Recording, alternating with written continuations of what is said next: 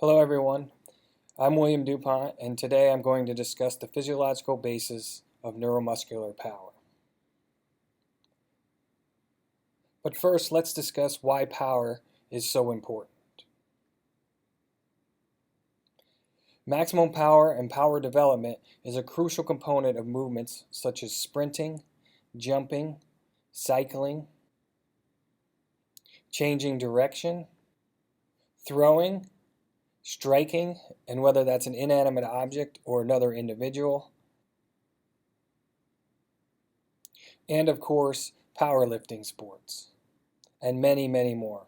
In fact, for most sports, power is a crucial component, if not the crucial component, and therefore, training and improving power can and has been regularly shown to improve sports performance.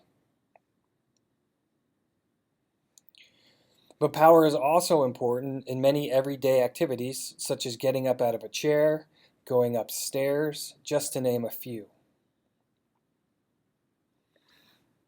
And so it's important for everyone to train, maintain, and improve power, not just athletes, but everyone, as it will help us perform everyday activities, especially as we age, so that we can maintain our independence and decrease our dependence on others. There are four major components of the physiological basis of neuromuscular power. 1, muscle mechanics. 2, morphological factors. 3, neural factors. And 4, the muscle environment. In this lecture, I'm only going to cover the first one, muscle mechanics. Mathematically, power can be expressed as force times distance divided by time. Now we can make a few substitutions here. We can substitute force times distance, and that becomes work. And we can also substitute distance divided by time, and that becomes velocity. When we substitute work equals force times distance, power becomes work divided by time. When we substitute velocity equals distance divided by time, power becomes force times velocity. And these are the most common ways you'll see power expressed in books and literature. The one we're going to use today for this lecture is power equals force times velocity. When you look at the force-velocity relationship with respect to power, we have two components, velocity and force. And the relationship between force and velocity during a concentric muscle contraction is shown here. What you should notice is that there's an inverse relationship between force and velocity.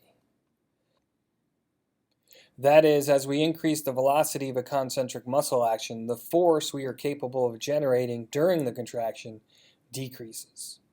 You can also say that as the force of the concentric muscle action increases, the velocity we are capable of generating decreases. And we see that force and velocity are interrelated, and that the maximal or peak power, which is shown here, actually occurs at submaximal levels of force and velocity.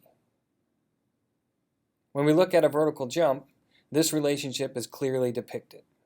You can see here in the force, velocity, and power tracings of the vertical jump that peak power does not occur at either points of peak force or peak velocity.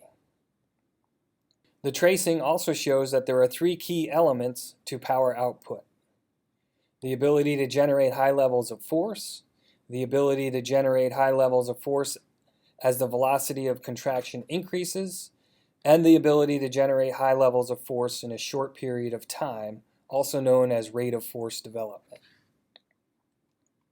What you should notice is that the ability to generate high levels of force is common to all three.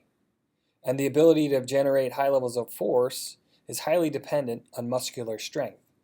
And therefore, muscular strength is an integral component, a foundational element required for power development.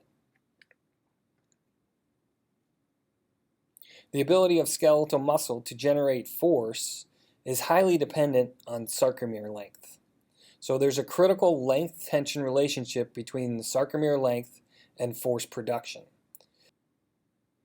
And you can see here that the length tension graph shows that the highest output of force occurs at the point when the length of the sarcomere provides optimal overlap of actin and myosin filaments. Force production is impaired when the sarcomere is either shortened or truncated, and also when the sarcomere is lengthened or overstretched outside this optimal length here.